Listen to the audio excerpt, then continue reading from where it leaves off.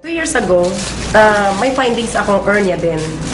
Dapat operahan na ako 2 days before my operation, tumakas ako sa Chinese Gen, hindi ako nagtuloy. Buti na lang, itong panty liner na to, blessings talaga siya. Kasi siya yung nag-start na symptoms ko na mag-discharge ako ng yellowish at iba ang smell. Then talagang may pain ako. At biruin nyo, November 1, I can't even bend my knees like that. Talagang yung grabing pain. Tapos nasa Victory ako, ang husband ko na andito. Nakaganyan ako sa window ng Victory. Yan talaga hawakan mo kasi yung pain, grabe na talaga.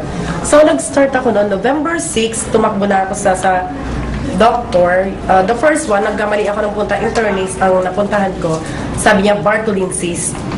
Pero hindi, sabi pumunta ka ng OB-GYN. Ito na po yun. Ang nakita niya is masyadong makapal ang aking lining. Yung mattress ko, parang 90 years old na mattress ng 90 years old. So yung bleeding ko, baka nagkukos dito sa loob nito. Pero nakita pa rin niya sa loob na meron akong malaking bukol sa left. Ito itong pinaka-left dito. Kasi talagang yung pain, grabe pag bumaba, umakyat siya, through and through yan, diretso hanggang dito. So pag nagtuturo ako, parang kakaiba yung feeling ko, ganun. Then nakita din sa kanan ko, meron din ako cyst, yan. So sabi niya, after 2 weeks, bumalik ka sa akin. Kasi yung bleeding, titingnan natin kung saan nang gagaling. So naka-schedule ako for RASPA. Baka kasi andito yung nagkukos ng bleeding. So eto, nung 29, naka 2 weeks na akong gamit ng panty liner natin. Kasi hindi ko siya hininayang na gamitin. 29 ng hapon, sinundo ako ng mister ko sa room. Talagang ganyan, hawak-hawak ko yung puson ko, hawak-hawak ko ganyan. Napakasakit, tapos todo yung kirot, nakabaluktot talaga ako. Makirot, mamaya parang may gusto lumabas. Tapos pumunta ako ng CR, kasi nung makita ko, biglang, plug, gumano. Sabi ko, teka, yun? Baka matris kayong lumabas. Pagtingin, shit, sabi ko sa inodoro namin, napuno halos yung niya bowl ng ganyan. Tapos, kaya lang, ang hindi ako natakot ay paglabas, gaan.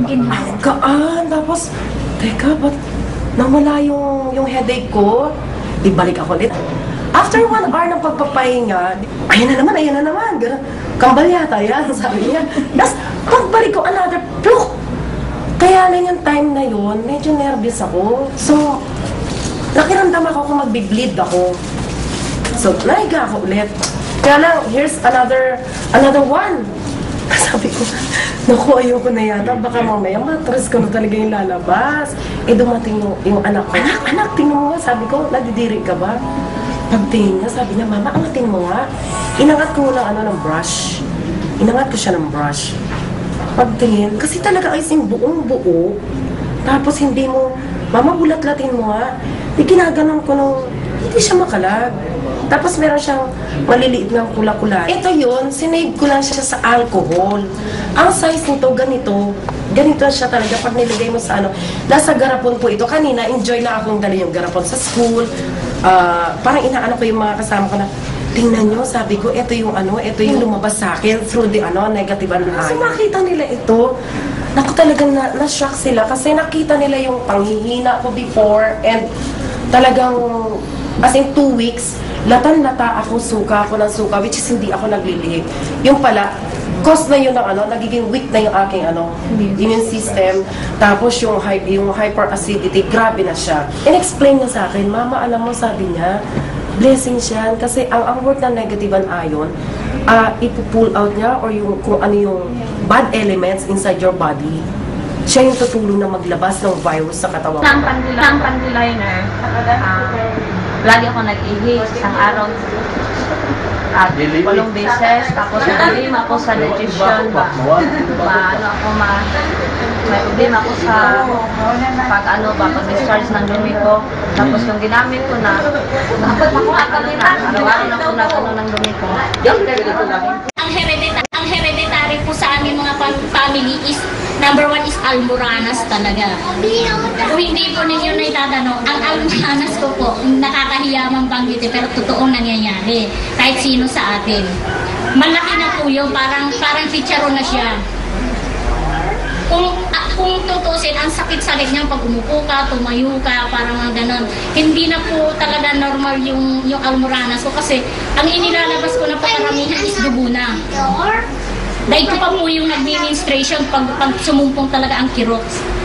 So, dahil po dito sa sanitary napkin, malaki po ang pasasalamat ko kasi po, ang sanitary napkin na ito ang nagbigay sa akin. May friend po ako na nag-alok sa akin, itry mo ito.